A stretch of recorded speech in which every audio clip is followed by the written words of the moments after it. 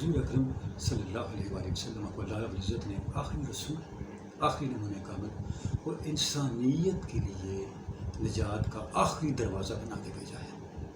ذات خداوند تک رسائی کا مستند ترین، آخری، حتمی اور اس وقت تک جب سورج مغرب سے طلوع ہوگا اگر کوئی حوالہ ہو سکتا ہے تو وہ صرف حضور کی ذات پاک ہے۔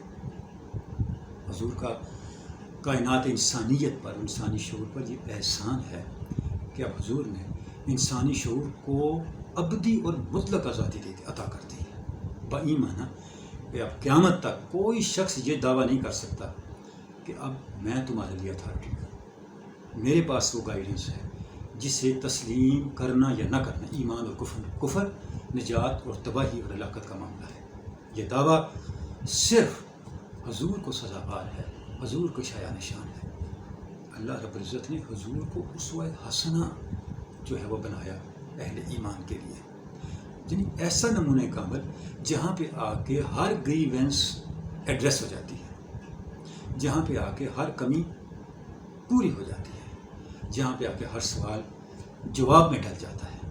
اسوہ کس کو کہتے ہیں؟ اسوہ حسنہ کس کو کہتے ہیں؟ جہاں پہ ہر تشنگی سیرابی پا لیتی ہے، جہاں پہ ہر ناتمامی کمال تک جا پہنچتی ہے، اسے اسوہ حسنہ کہتے ہیں۔ یعنی حضور کی سیرت کامیابیوں، رفتوں، عظمتوں اور عزتوں تک پہنچنے کا راستہ ہے اور خود اس کی منزل بھی ہے۔